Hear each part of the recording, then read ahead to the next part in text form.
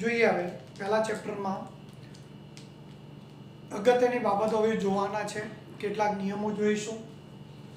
પહેલો જોઈશું દર સંચયનો સિદ્ધાંત. આ બધા નિયમો ધોરણ 9 ની અંદર આવેલા છે, પણ આપણે થોડીક ડિટેલ સાથે જોવાનું છે. દર સંચય એટલે કે દર, તમે એવું કહે છે કે દર એ અચર જ રહે. તમે કોઈ પણ પ્રક્રિયા કરાવો અને પ્રક્રિયાને અંતે જે પણ નિપજ મળશે એમાં દરનું મૂલ્ય કેવું રહેશે? અચર. સમજાવો. એટલે કહે છે કે દ્રવ્યનું નિયમ શું થશે? દ્રવ્યનું સર્જન કે વિનાશ શક્ય નથી. શું? દ્રવ્યનું સર્જન કે વિનાશ શક્ય નથી. સમજાવ એટલે ખ્યાલ આવે. C+O2 gives CO2. માનો કે પ્રક્રિયા કાર્બન 12 ગ્રામ લીધો, ઓક્સિજનનો અણુભાર 32 ગ્રામ થાય, તો આ 12 ગ્રામ આ 32 ગ્રામ, તો CO2 એક્ઝેક્ટ 44 ગ્રામ મળશે. 44 થી વધારે પણ નહીં મળે, આનાથી ઓછું પણ નહીં મળે, ભલે તમને ઉષ્મા મળતી. ધ્યાન રાખજો. એટલે કહે છે કે દ્રવ્યનું વિનાશ પણ થતો નથી કે દ્રવ્યનું સર્જન પણ થતું નથી. દ્રવ્ય એટલે દર 12 ગ્રામ 32 ગ્રામ લો, તો એમાંથી એક્ઝેક્ટ કેટલો મળશે? 44 ગ્રામ. તો એને કહેવાય દર સંચયનો સિદ્ધાંત. આ સિદ્ધાંત પરથી પ્રક્રિયક અને નિપજ કેટલા ગ્રામ લેશો તો કેટલા ગ્રામ મળશે એ સરળતાથી સમજી શકો. જો ઉલટું 44 ગ્રામ CO2 મળે એનો મતલબ શું થયો હશે? કે કાર્બન 12 ગ્રામ વપરાયો હશે, ઓક્સિજન 32 ગ્રામ વપરાયો હશે. આ બાબત તમારે ધ્યાનમાં લેવાની. એટલે કે પ્રક્રિયક અને નિપજ વિશે માહિતી મેળવી શકાય. આ નિયમ કોને આપ્યો? એન્ટોની લેવોઝિયરે આપ્યો. કોને આપ્યો? એન્ટોની લેવોઝિયર. દ્રવ્યનું સર્જન કે વિનાશ શક્ય નથી. એટલે કે પ્રક્રિયા દરમિયાન દરમાં વધારો પણ નથી થતો, દરમાં ઘટાડો પણ થતો નથી. એને કહીશું દર સંચયનો સિદ્ધાંત. આ એક એક્ઝામ્પલ આપ્યું. આવા તો બધા સમીકરણો માટે લાગુ પડે છે, એક નહીં, હજારો સમીકરણ માટે આ નિયમ લાગુ પડે છે. બીજો નિયમ જોઈએ, જોસેફ પ્રાઉસ્ટે આપ્યો. હવે એને શું કીધું કે કોઈ પણ સંયોજનમાં તત્વના દરનું પ્રમાણ સમાન હોય છે. દાખલા તરીકે હું વાત કરું H2O, તો H2O માં છે શું? 2 હાઇડ્રોજન અને 1 ઓક્સિજન. તો હાઇડ્રોજનનો પરમાણુ ભાર 1, તો 2 એટલે 2 ગ્રામ હોય. ઓક્સિજનનો 16 હોય પરમાણુ ભાર, તો 16 ગ્રામ થયો. એટલે કે છે કે તમે H2O ગમે ત્યાંથી લાવો, તમે ગટરમાંથી લાવો, આપણા માટલાના પાણીમાંથી લાવો, અમેરિકાથી લાવો કે દરિયામાંથી લાવશો H2O, કે તમે H2O બનાવશો હાઇડ્રોજન વત્તા ઓક્સિજન જોડીને તમે H2O બનાવશો, કોઈ પણ રીતે H2O લાવો, પણ એ H2O માં હાઇડ્રોજન 2 જ ગ્રામ હશે, ઓક્સિજન 16 ગ્રામ જ હશે.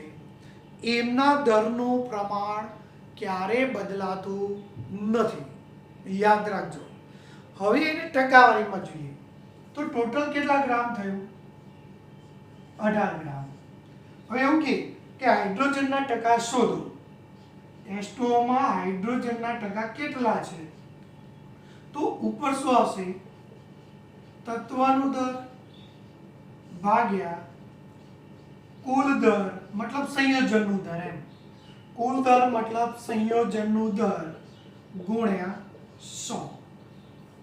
તો હાઇડ્રોજનના ટકા શોધવા હોય તો હાઇડ્રોજનનું દર કેટલું છે 2 ગ્રામ, કુલ 18 ગ્રામ ગુણ્યા 100 તો કેટલું થશે અહીંયા 11.11% જેટલું આવશે.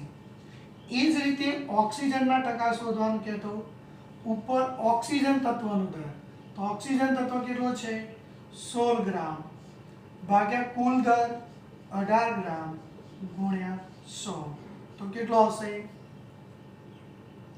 88.89% જેટલું તમને જોવા મળશે. એટલે કે છે કે H2O ગમે ત્યાંથી લાવો તો એ H2O માં હાઇડ્રોજન 11.11% જ મળશે, મતલબ એ 2 ગ્રામ જ ધરાવતો હશે અને ઓક્સિજનનું પ્રમાણ 88.89% જ હશે. વાક્યોને સમજો. નિશ્ચિત પ્રમાણ એટલે શું? સંયોજનમાં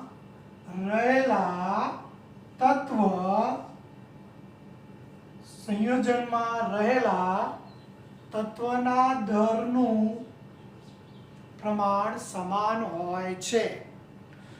કોઈ પણ સંયોજનમાં એટલે કોઈ પણ એટલે H2O ની વાત કરું પણ એ H2O ગમે ત્યાંથી લો તમે તો એમના દરનું પ્રમાણ સમાન હોય છે, જેને કહીશું નિશ્ચિત પ્રમાણનો નિયમ. આ કોને આપ્યો? જોસેફ પ્રાઉસ્ટે આપ્યો. આવા ઘણા ઉદાહરણ તમે લખી શકો છો. આવું બીજું એક્ઝામ્પલ આપો એટલે વધારે સમજાય તમને. જો તમને CO2 નું ઉદાહરણ આપું તો CO2 માં એક કાર્બન છે અને 2 ઓક્સિજન છે. કાર્બનનો પરમાણુ ભાર 12 ગ્રામ છે, ઓક્સિજનનો એકનો 16, બીજાનો 32 ગ્રામ છે. તો ટોટલ CO2 કેટલો થશે? ના પાડે તો આપણે ગણતરી આ રીતે કરવાની, એટલે દાખલા પણ શીખી જવાય. પહેલા આનો ભાર શોધવાનો. એક કાર્બન 2 ઓક્સિજન. કાર્બનનો કેટલો 12 ગ્રામ, ઓક્સિજનનો 16, 12 પ્લસ 32 બરાબર 44 ગ્રામ થયું. હવે તમને એવું કે આમાં કાર્બનના ટકા શોધો તો કાર્બનના ટકામાં શું હતું? તો ઉપર શું હતું? તત્વનું દર ભાગ્યા સંયોજનનો દર ગુણ્યા 100. ચલો તત્વમાં કાર્બનનું તત્વ કેટલા ગ્રામ છે? 12 ગ્રામ. કુલ દર સંયોજનનો દર એટલે કુલ દર 44 ગ્રામ ગુણ્યા 100 ભાગાકાર કરો એટલે મળશે. તમને ઓક્સિજનની ટકાવારી કહે તો ઉપર શું આવશે? તત્વનું દર. તો તત્વનું ઓક્સિજન કેટલા ગ્રામ છે? 32. કુલ દર 44 ગુણ્યા 100 કરશો એટલે આપણને ઓક્સિજનની પણ ટકાવારી મળશે. અંદર તમને આ જ વસ્તુ જે ઝેરોક્સમાં આપી છે એની હું થોડીક વાત કરી લઉં તમને.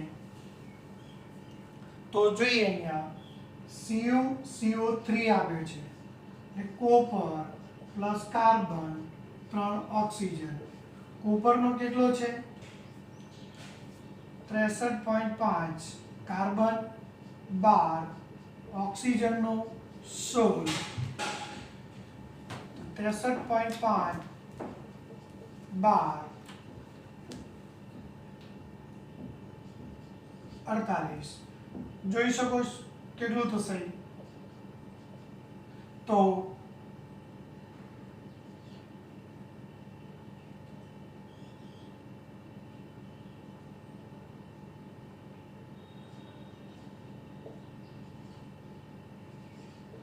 ગ્રામ પ્રતિ મોલ લખાય હંમેશા, પણ અહીંયા ગ્રામ રાખજો. ચલો હવે તમને પૂછે કે કોપરના ટકા શોધો. તો કોપરના ટકા કેવી રીતે શોધવાના? તો કોપરનું દર 63.5, કુલ દર 123.5 ગુણ્યા 100 કરશો એટલે કોપરની ટકાવારી મળશે. કાર્બનના ટકા જુઓ તો કાર્બન કેટલા ગ્રામ છે? 12 ગ્રામ. ટોટલ 123.5 ગુણ્યા 100. ઓક્સિજનના ટકા શોધો તો ઓક્સિજન કેટલો 48 123.5 ગુણ્યા 100. તો આ રીતે કોઈ પણ તત્વની ટકાવારી પણ શોધી શકાય. જો પાછળ આવશે જ આ જ ગણતરી, પણ મેં તમને એડવાન્સમાં સમજાવ્યું. એટલે કે છે કે કોપર CuCO3 ઉધરસમાંથી લાવો અને CuCO3 તમે બનાવો. જે પણ કરશો ઉધરસમાંથી લાવો કે તમે બનાવો, પણ એમાં કોપરનો ટકા કેટલો હશે? અંદર આપેલો છે 51.35% જ હોય. કાર્બન 9.74% જેટલું હોય અને ઓક્સિજન 38.91% જેટલું જોવા મળશે. આ રીતે તમારે હું એક આપું એની ટકાવારી તમારે શોધવાની છે. એક એમોનિયા માટે, એમાં યાદ રાખજો નાઇટ્રોજનનો પરમાણુ ભાર 14 છે અને હાઇડ્રોજનનો 1 છે. એને ધ્યાનમાં રાખીને ગણતરી કરવાની. એ જ રીતે H2SO4 માટે પ્રેક્ટિસ કરો. હાઇડ્રોજનનો પરમાણુ ભાર 1, પછી આ રીતે શોધવાનો. સલ્ફરનો 32 છે અને 1 ઓક્સિજનનો 16 હોય. તો આના પરથી પણ તમે ટકાવારી શોધી શકાય. તો એક વાર જોઈ લો અને પ્રેક્ટિસ કરવાની છે એટલે તમને ખ્યાલ આવશે.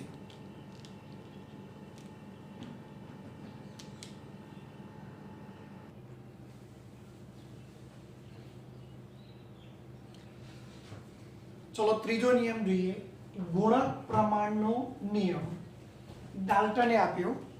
આ પ્રશ્નને થોડુંક તમારે સમજવું પડશે, એટલે બે વાર કે 3 વાર સમજાવીશ, થોડુંક ધ્યાન રાખજો. બે તત્વો સંયોજાઈને, માનો કે બે તત્વ લીધા હાઇડ્રોજન અને ઓક્સિજન, સંયોજાઈને એક કરતા વધારે સંયોજનો બનાવે. એટલે કે આ બે તત્વો જોડાયા, H2O એટલે કે પાણી પણ બનશે, H2O2 હાઇડ્રોજન પેરોક્સાઇડ પણ બનશે. તમે પેલો ગુલાબજળ હશે જોયું હોય તો, તે ગુલાબજળની અંદર હાઇડ્રોજન પેરોક્સાઇડ હોય, જે સ્ક્રીન સાફ કરવા માટે આપણે ઉપયોગ કરીએ છીએ. હાઇડ્રોજન પેરોક્સાઇડ એટલે કે H2O પણ બનાવે, H2O2 પણ બનાવે. તો એમાં એક તત્વનો દર બીજા તત્વના નિશ્ચિત દર સાથે જોડાયેલું હોય. આ વાક્ય ધ્યાન રાખજો. એક તત્વ બીજા તત્વના નિશ્ચિત દર સાથે જોડાયેલું હોય જ છે, જેને સાદા ગુણકમાં દર્શાવી શકાય. કેવી રીતે? તો પહેલા સમજાવો. એક હાઇડ્રોજન ઓક્સિજન જોડાઈને શું બન્યું? H2O પણ બન્યો, H2O2 પણ બન્યો. પણ H2O માં હાઇડ્રોજન 2 ગ્રામ છે, ઓક્સિજન 16 ગ્રામ છે. જુઓ અહીંયા હાઇડ્રોજન 2 ગ્રામ છે, ઓક્સિજન 32 ગ્રામ છે. તમે અહીંયા સમજી શકો છો કે કઈ રીતે આવશે. તો એ અણુભાર પ્રમાણે શોધ્યો. ચલો હાઇડ્રોજનનું દર ફિક્સ થયું, કેટલો? 2 ગ્રામ. પણ હાઇડ્રોજન સાથે જોડાનાર ઓક્સિજન આમાં 16 ગ્રામ છે, આમાં 32 ગ્રામ છે. જુઓ તો ગુણોત્તર લો તો 1:2 પ્રમાણમાં ઓક્સિજન જોડાયેલો છે.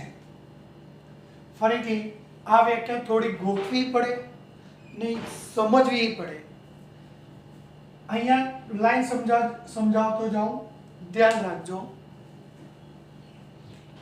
બે તત્વો સંયોજાઈને, એટલે કે આ બે તત્વો સંયોજાઈને એક કરતા વધારે સંયોજનો બનાવે છે. એક કરતા વધારે સંયોજનો બનાવે છે ત્યારે એક તત્વનું દર એટલે આપણા એક તત્વનું દર મતલબ ઓક્સિજન લઈએ આપણે. ચલો ઓક્સિજન, એક તત્વનું દર બીજા તત્વ એટલે કે હાઇડ્રોજન દેખાય છે, હાઇડ્રોજન ના નિશ્ચિત દર સાથે જોડાય છે. નિશ્ચિત દર સાથે એટલે વાક્ય રચના ધ્યાન રાખજો. ઓક્સિજન 16 ગ્રામ છે, એ હાઇડ્રોજનના 2 ગ્રામ, એટલે કે હાઇડ્રોજન 2 ગ્રામ લેશો તો ઓક્સિજન અહીંયા 16 ગ્રામ જોડાશે. અહીંયા હાઇડ્રોજન 2 ગ્રામ લેશો તો ઓક્સિજન 32 ગ્રામ જોડાશે. એટલે H2O માં ઓક્સિજન 16 ગ્રામ છે. હાઇડ્રોજનનું દર અચળ રાખવાની વાત કરીએ, અહીંયા અચળ છે જ 2 ગ્રામ 2 ગ્રામ. ના હોય તો આપણે હમણાં જોઈશું એટલે ખ્યાલ આવશે. હાઇડ્રોજન 2 ગ્રામ, આ હાઇડ્રોજનની સરખામણીમાં 16 ગ્રામ અને અહીંયા હાઇડ્રોજન 2 ગ્રામ સાથે 32 ગ્રામ. 16 કોમન કાઢો તો 1/2. 1/2 એટલે સાદા ગુણકમાં દર્શાવી શકાય. જો મેં સમીકરણ આને આમ લખ્યું છે, ઝેરોક્સમાં આમ લખ્યું છે જો, એટલે હવે એ રીતે સમજાવ. અહીંયા લખું છું, ખ્યાલ આવી જશે. H2 + O2 gives H2O છે. આ 2 ગ્રામ, આ 16 ગ્રામ આવશે તો આ કેટલો થશે? 18 ગ્રામ H2O બન્યો. એ જ રીતે H2 + O2, અહીંયા અડધો જ ઓક્સિજન વપરાય તો જો પૂરેપૂરો વપરાશે. H2O2 તો આ 2 ગ્રામ વપરાયો તો આ 16 × 32 ગ્રામ, 34 ગ્રામ થશે. જો તો H2O માં ઓક્સિજન 16 ગ્રામ છે, H2O2 માં ઓક્સિજન 32 ગ્રામ છે. હાઇડ્રોજનનું દર અચળ રાખવાનું છે. એટલે કે બે તત્વો સંયોજાઈને એક કરતાં વધારે સંયોજનો, આને સંયોજન કહેવાય, આને તત્વ કહેવાય. એક કરતાં વધારે સંયોજનો બનાવતા હોય તો એક તત્વનું દર બીજા તત્વના નિશ્ચિત દર સાથે જોડાયેલું હોય છે. એક તત્વનો દર બીજા તત્વના નિશ્ચિત દર સાથે જોડાયેલું હોય છે, જેને સાદા ગુણકમાં દર્શાવી શકાય.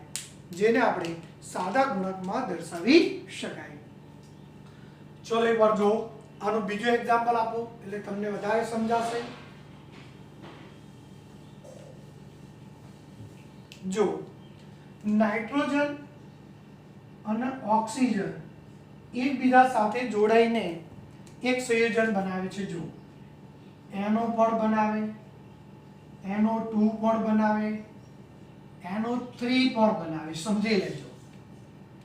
ઘણીવાર N2O3 પણ બનાવે. તો હવે તમને એવું કીધું છે કે NO માંથી 3 સંયોજનો બને છે. એમાં નાઇટ્રોજનનું દર ફિક્સ રાખો તો એની સાથે જોડાનાર ઓક્સિજનનું દર નો સાદો ગુણકમાં દર્શાવો. આ MCQ પૂછાય છે. JEE નેટ ગુજકેટ જે પણની તૈયારી કરો એના માટે પૂછાશે. તો તમારે કઈ રીતે જવાનું? તો અહીંયા નાઇટ્રોજન કેટલો? 1. અહીંયા ઓક્સિજન કેટલો? 1. નાઇટ્રોજન 1, ઓક્સિજન 2, નાઇટ્રોજન 2, ઓક્સિજન 3 છે. જો હવે તમને શું કીધું કે નાઇટ્રોજનનું દર ફિક્સ રાખવાનું છે. હવે એની સાથે જોડાનાર ઓક્સિજનનો ગુણોત્તર શોધવાનો છે. તો પહેલા આપણે જોઈ લો નાઇટ્રોજનની સંખ્યા સરખી કરી નાખો. દર જો અહીંયા 1, 1, 2 છે તો કાં તો આને 1 કરો કાં તો આ બંનેને 2, 2 કરી નાખો. ચલો 2, 2 કરો. નાઇટ્રોજન 2 કરો તો ઓક્સિજન 2 થશે. નાઇટ્રોજન 2 કરો તો ઓક્સિજન 4 થાય. જો આને ડબલ કરો તો આને પણ ડબલ કરવા પડે. આને ડબલ કરો તો ઓક્સિજનને પણ ડબલ કરવા પડે. તો જુઓ આ એમના એમ જ રાખીશું. કેમ? કારણ કે નાઇટ્રોજનની સંખ્યા સરખી જ છે જુઓ. તો નાઇટ્રોજન અચળ રાખવાનો છે દર. તો ઓક્સિજનનું પ્રમાણ શું આવ્યું? ઓક્સિજન 2 આવ્યો, આમાં ઓક્સિજનનું પ્રમાણ 4 આવ્યું અને અહીંયા ઓક્સિજનનું પ્રમાણ 3 આવ્યું. તો આ ત્રણમાં ઓક્સિજનના દરનું પ્રમાણ 2:4:3 થશે. જોઈ લો એકવાર.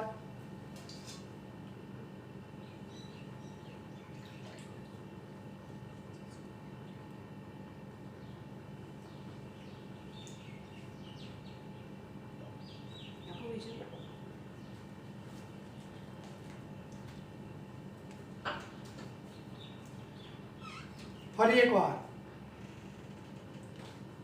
ધ્યાન રાખજો, નાઇટ્રોજનનું પ્રમાણ સરખું કરવાનું કીધું તો અહીંયા 1 1 અને અહીંયા 2 છે. તો બધાને 2 2 કરવા હોય તો આની તમે સરળતાથી આ રીતે પણ જઈ શકો. જુઓ, આને 2 કરો તો N2O2, એકને 2 કરો તો બીજાની પણ 2 ગુણવા જ પડે. અહીંયા 2 કરો તો N2O4, અહીંયા 2 ગુણો તો ગુણવાની જરૂર નથી, 2 છે જ. થઈ ગયા N2 N2 N2. તો ઓક્સિજન 2, અહીંયા ઓક્સિજન 4, અહીંયા ઓક્સિજન 3. આ રીતે પણ ગણતરી કરી શકાય. તમારે આની થિયરી નથી લખવાની. થિયરી માટે તો તમને H2 આપેલો જ છે, H2O2 અને પાણી અને પેરોક્સાઇડ આપેલો જ છે. થિયરી માટે આનો ઉપયોગ કરવાનો છે. આ વધારાનું મેં તમને થિયરી સમજાવી, જેનો ઉપયોગ આવશે. હજુ એક વધારે સમજાવું એટલે તમને ખ્યાલ આવી. જુઓ, NO ની જ વાત કરું તો N2O પણ હોય, NO2 પણ હોય, N2 NO NO પણ હોય, N2O5 પણ છે. ચલો, નાઇટ્રોજન સરખા રાખવાના છે. ઓક્સિજનનું પ્રમાણ તમારે શોધવું છે. તો જો અહીંયા નાઇટ્રોજન 2 1 1 2. તો અહીંયા 2 છે જ, તો અહીંયા 2 કરી દો. N2O4 ડબલ કરો તો ડબલ કરવા પડે. અહીંયા નાઇટ્રોજન 2 કરો તો ઓક્સિજન 2. તો જો નાઇટ્રોજનનું પ્રમાણ ફિક્સ થઈ ગયું, 2 2 2 2 2 2. તો અહીંયા ઓક્સિજન કેટલો? 1. અહીંયા ઓક્સિજન કેટલો? 4. અહીંયા ઓક્સિજન કેટલો? 2. અહીંયા ઓક્સિજન કેટલો? 5. તો કયો ગુણોત્તર આવ્યો? 1:4:2:5 જોવા મળે છે. તો એકવાર પ્રશ્નને સમજવાનો પ્રયત્ન કરજો એટલે વધારે ખ્યાલ આવે.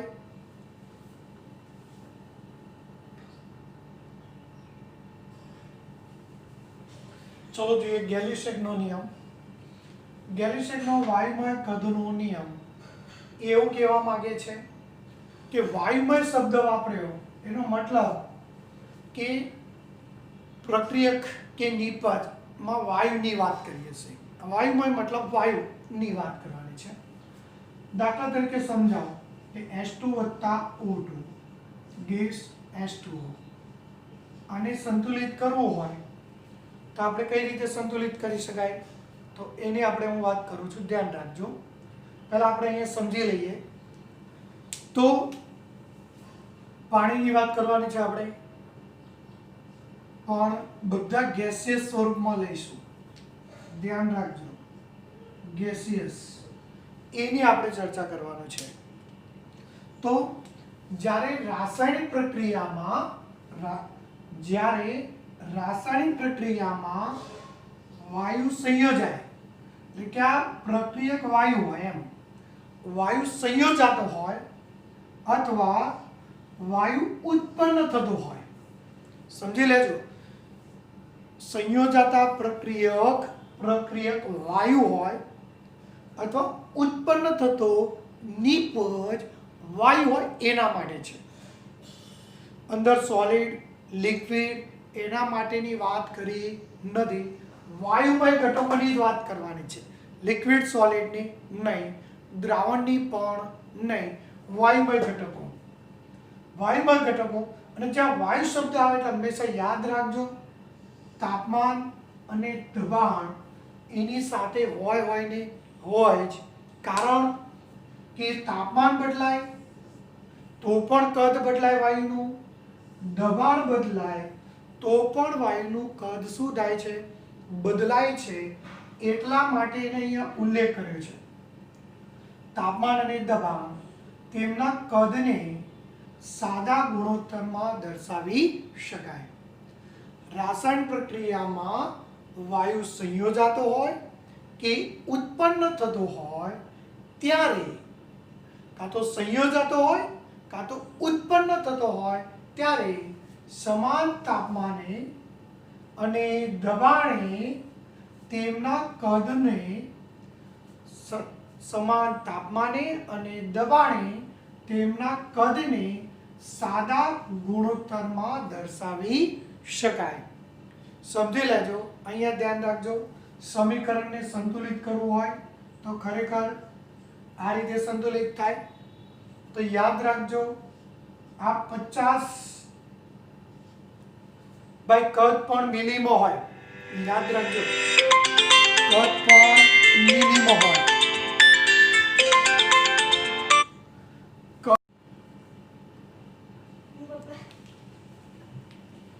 જોઈએ અહીંયા હાઇડ્રોજન 100 મિલી લો, ઓક્સિજન 50 મિલી લેશો.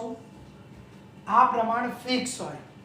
100 મિલી લો તો આ 50 મિલી લેવું પડે, કારણ કે એ મોલ પરથી છે. જો અહીંયા ઓક્સિજન કરતાં હાઇડ્રોજન ડબલ લેવું પડે મોલ પરથી. તો ઓક્સિજન કરતાં હાઇડ્રોજન ડબલ, જો આ 100 મિલી લો તમે તો આ 200 મિલી લેવું પડે. એટલે કે હાઇડ્રોજન ઓક્સિજન કરતાં હાઇડ્રોજન ડબલ લેવો પડે. એનો મતલબ શું થયો? તો હાઇડ્રોજન ડબલ હોય એટલે કે 100 જેમ 50 લખો, મતલબ 2 જેમ 1 થાય. આનો મતલબ શું થયો કે આ હાઇડ્રોજન છે અને આ ઓક્સિજન માટે છે, કે ઓક્સિજન કરતાં હાઇડ્રોજનનું કદ ડબલ લેવું પડે. ધ્યાન રાખજો, અહીંયા પણ 2 મોલ છે. જો આ 2 મોલ તો આ 2 મોલ.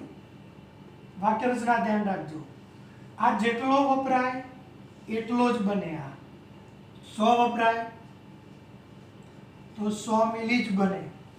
સમજો આ દર નથી, કદ છે. તમે નહીં તો શું કરશો?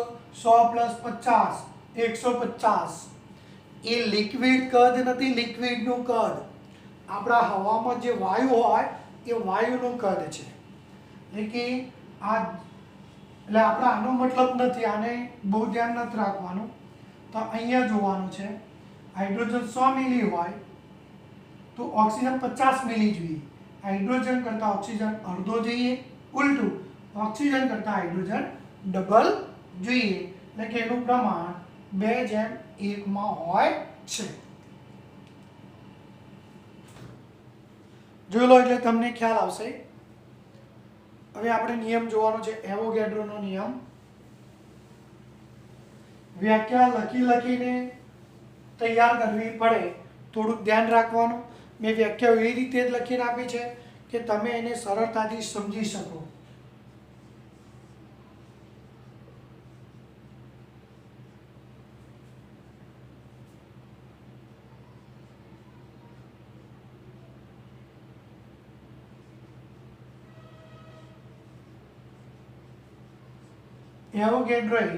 એવોગેડ્રોનો નિયમ આપ્યો.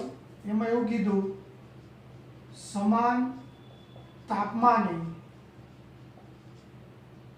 અને દબાણે, જો તાપમાન અને દબાણ વાયુમય ઘટક માટે જ હોય તો વાક્ય રચના ધ્યાન રાખજો. સમાન તાપમાન અને દબાણે વાયુના કદ સમાન હોય,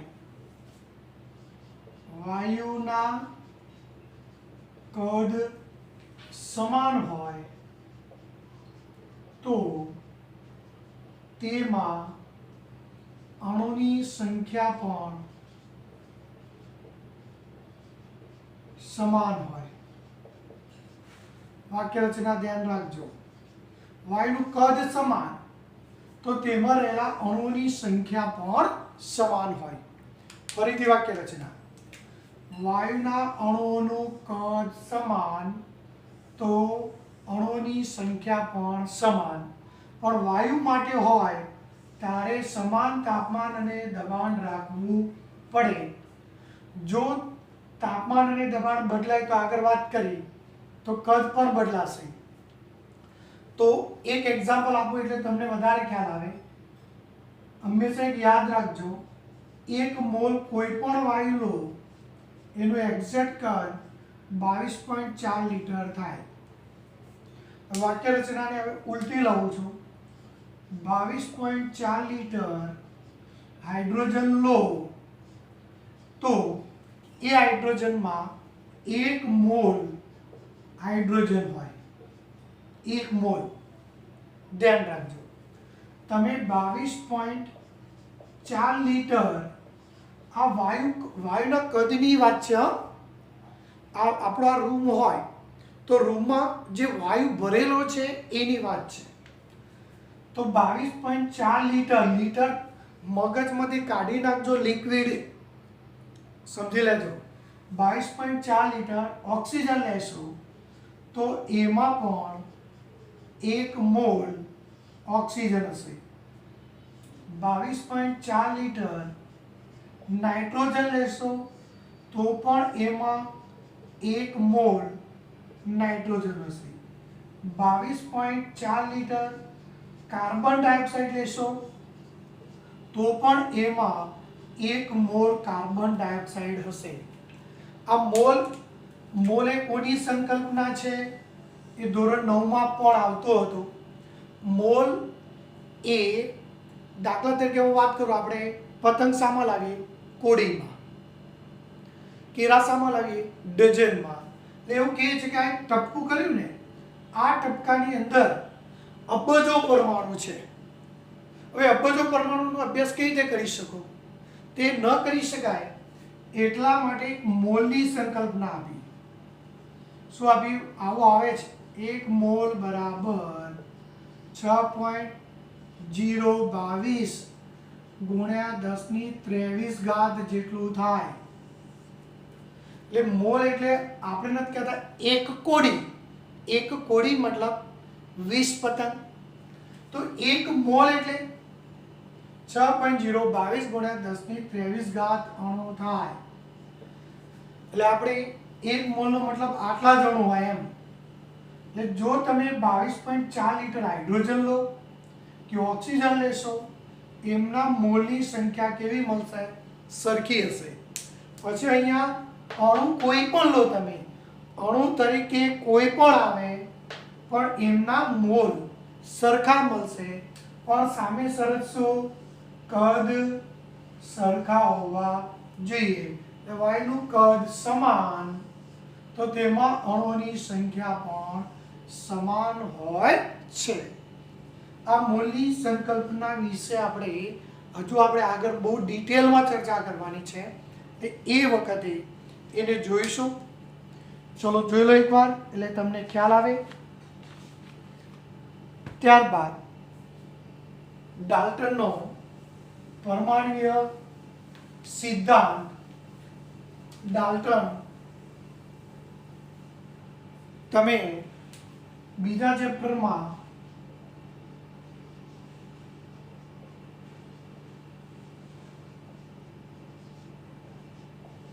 ડિટેલમાં આપણે ચર્ચા કરવાની છે.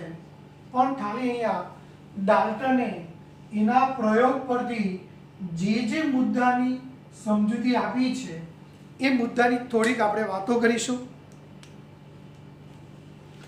હવે ડાલ્ટને એક પુસ્તક બહાર પાડ્યું હતું 1808માં, a new system of chemical philosophy. A new system of chemical philosophy માં પ્રકાશિત કરેલા ડાલ્ટનના પરમાણ્વીય સિદ્ધાંત આ પ્રમાણે હતા. એને કીધું દ્રવ્યનો અતિ સૂક્ષ્મ નાનો ભાગ, દ્રવ્યનો અતિ સૂક્ષ્મ નાનો ભાગ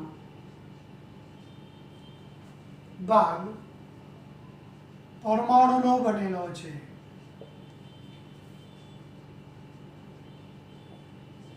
અને પરમાણુ અવિભાજ્ય છે, એટલે કે પરમાણુનું વિભાજન થઈ શકતું નથી. દાખલા તરીકે કોઈ પણ દ્રવ્ય લેશો એનો અતિ સૂક્ષ્મ નાનો ભાગ પરમાણુનો બનેલો છે અને આ પરમાણુ અવિભાજ્ય છે. જો એ વખતે નિયમ સાચો હતો.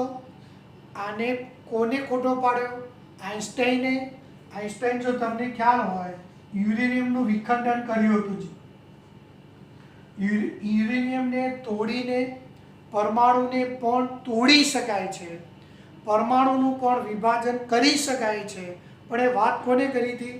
આઈન્સ્ટાઈને કરી હતી. પણ આઈન્સ્ટાઈન પહેલાં કોને સમજૂતી આપી હતી? ડાલ્ટને. એ ડાલ્ટને આપી ત્યારે એવું પરમાણુનું વિભાજન કરી શકતા નહોતા. આપણે એક જ તત્વ લેશું, એક જ તત્વના રાસાયણિક ગુણધર્મો અને ભૌતિક ગુણધર્મો સમાન હોય છે. દાખલા તરીકે સમજાવો. મેં હાથમાં હાઇડ્રોજન લીધો, હાથમાં પણ હાઇડ્રોજન લીધો, તો હાઇડ્રોજનનું દર સરખો હશે, હાઇડ્રોજનની રાસાયણિક પ્રક્રિયા સરખી હશે, ઘનતા સરખી હશે, એટલે કે સમાન હશે. પણ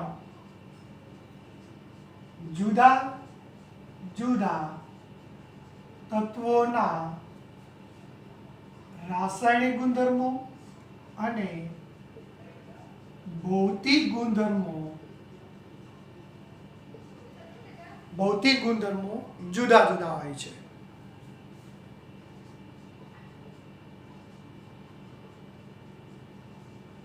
દાખલા તરીકે સમજાવો. હાથમાં હાઇડ્રોજન લીધો, હાથમાં ઓક્સિજન લીધો, તો બંને તત્વ અલગ અલગ થયા. તો બંને તત્વના દર જુદા હશે, બંને તત્વના રાસાયણિક ગુણધર્મો જુદા હશે, ઘનતા જુદી હશે. તો જુદા જુદા તત્વોના રાસાયણિક ગુણધર્મો જુદા જુદા હોય છે. ત્રીજી બાબત, જુદા જુદા જે તત્વો જોડાય છે એ ચોક્કસ પ્રમાણમાં જોડાઈને સંયોજન બનાવે છે. તમે વાત કરો હાઇડ્રોજન અને ઓક્સિજન, તેમાંથી શું બનશે? H2O. તો ચોક્કસ પ્રમાણમાં તત્વો જોડાઈને સંયોજન બનાવે છે. ચોક્કસ પ્રમાણમાં તત્વો જોડાઈને સંયોજનો બનાવે છે. પછી કહે છે કે રાસાયણિક પ્રક્રિયા દરમિયાન તત્વ ઉત્પન્ન પણ કરી શકાતો નથી અને કે તત્વનો નાશ પણ કરી શકાતો નથી. તમે હાઇડ્રોજન અને ઓક્સિજન જોડીને H2O બનાવશો તો એ H2Oમાં હાઇડ્રોજન એમના એમ જ રહે છે, ઓક્સિજન પણ અંદર બે ભેગા જોડાય છે. પણ અહીંયા હાઇડ્રોજનનો નાશ પણ થતો નથી, ઓક્સિજનનો પણ નાશ થતો નથી. એટલે કહે છે કે પરમાણુનું સર્જન પણ શક્ય નથી કે પરમાણુનો વિનાશ પણ શક્ય નથી. એટલે કે પ્રક્રિયા દરમિયાન પરમાણુ ઉત્પન્ન પણ થતો નથી અને પરમાણુનો નાશ પણ થતો નથી. આ વાત કરી ડાલ્ટને પરમાણ્વીય સિદ્ધાંતમાં.